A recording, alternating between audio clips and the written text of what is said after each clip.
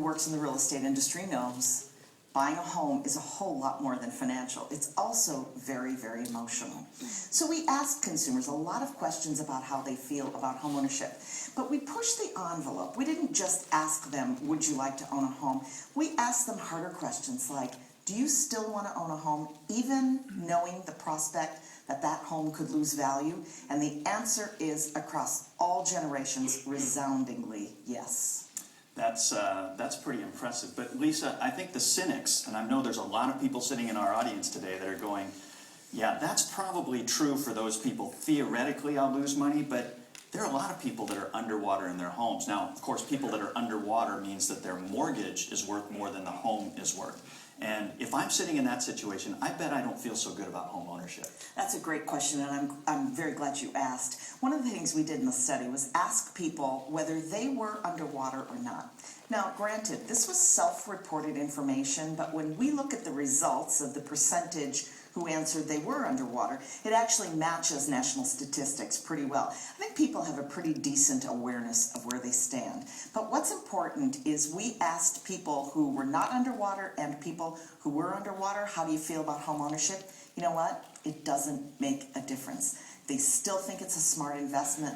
They still think it's the right thing to do. It doesn't matter. It's still important to people. You know, that's huge. That is one of the biggest findings, I think, in this study, is that people, even if they're underwater, still have this value for home ownership. And it backs up what Greg talked about earlier.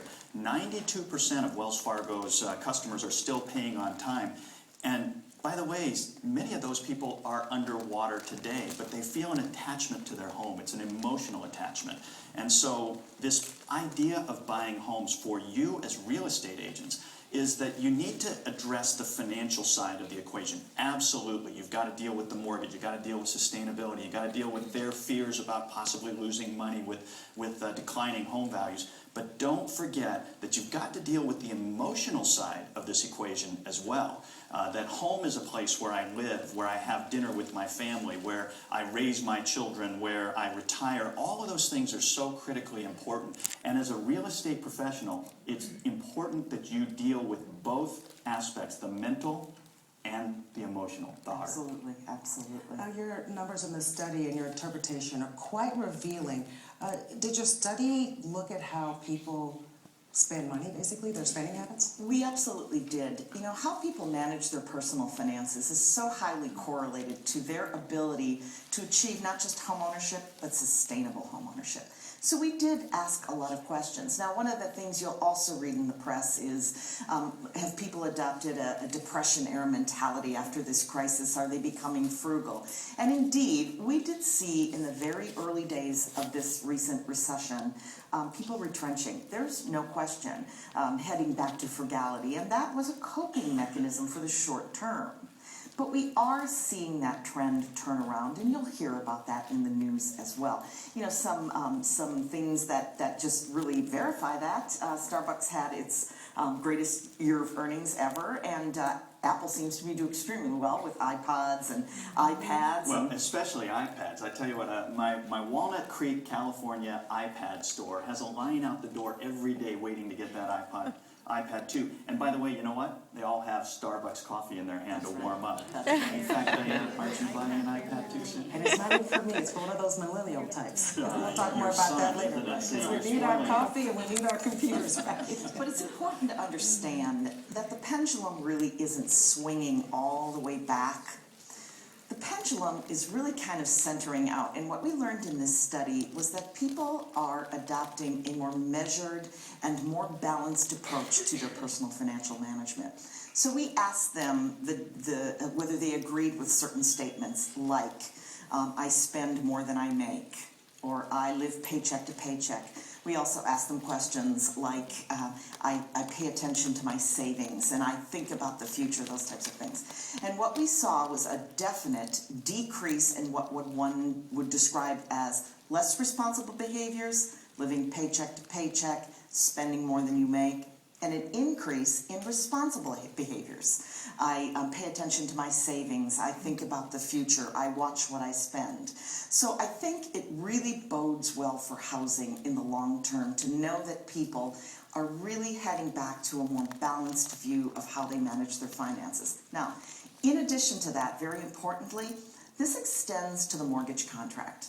One of the things that was asked is, are people losing their sense of obligation to paying their mortgage, given this crisis? We asked people, are people obligated to pay their mortgage? We only saw 11% of people react negatively to that. What's even more important is that is no different than how they felt about it 3 years ago. We asked people, how would you have answered this 3 years ago? How are you answering it today? Bottom line is, people still feel that obligation. Now that's very interesting, especially considering all the reports we hear every day. Now you see why we wanted to share this study with you, because it's setting us up for a position where people are responsibly managing their finances, putting them more in position to buy homes in the future. And their attitudes have not changed all that much from where they were before this crisis. And that's important. And by the way, there's more opportunity to come because, Lisa, I think we have a group of children that are getting ready to be home buying age. Yes, my favorite part of the discussion, the millennials. And we all have them. The Yes. millennials. You're Yes, talking about we the do. generation they were born between 1979 and 2001. Yes, exactly. And this discussion about millennials is actually fascinating. Before I get into it, I just want to spend a minute talking a little bit about how generations are defined. The generation we always hear about are baby boomers, but this up-and-coming generation of millennials is fascinating.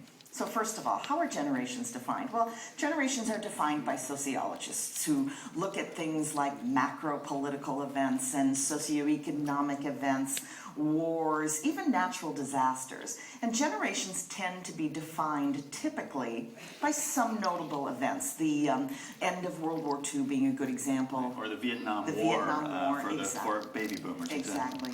That defined baby boomers. Then we had Generation X, and now we have emerging the millennials. And this generation is roughly between the ages of 11 and 30. Now, some fascinating statistics that I think I'm always amazed, rather, at how surprised people are by these statistics. They're really interesting. So let me start with the size of this generation. The baby boomer generation has always been thought of or known as this massively huge generation, and it is. However, little known fact, the millennial generation is much larger than the baby boom generation. We had lots of kids, that's We had why. lots of kids. We had 12 million more. They didn't call us a love generation for nothing. That's right, exactly. So this is a very, very big generation. Get into a whole other area, isn't it? It certainly is. So We thought we'd spice up the show a little bit. that's right. So we'll go back to the facts. Back to the facts about the millennials. In this generation of millennials, the cohort that is roughly between the ages of 20 and 30, what you might think of as prime first-time homebuyers, right? That cohort is larger than the baby boom generation was when they were that same age by 6 million people. Wow. That is an astounding statistic. There are 6 million more first-time homebuyers out there than there were during the baby boomer generation, and by the way, the largest first-time homebuyer opportunity in the history of housing. An amazing statistic. Now, a couple of other things about this generation. First, they're very technologically savvy. We all know that, no surprise.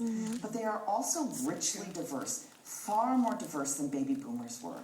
If you look at the chart we provide here, the right hand of the chart shows you the diversity among baby boomers, and the left hand of the chart shows you the diversity among these new emerging millennials.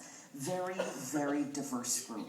They certainly are. And I'll tell you what, this tells you a lot about how you're going to want to manage your business going forward. Not only do these people want to buy homes, these millennials that are our children, that are mysteries to us, but they also are very, very diverse. And figuring out how to reach these audiences, these consumers, is going to be different. Now, you saw at the start of the show, if you were sitting in the theaters watching those things flip by, that still a relatively small percentage of total home buyers are ethnic minority home buyers.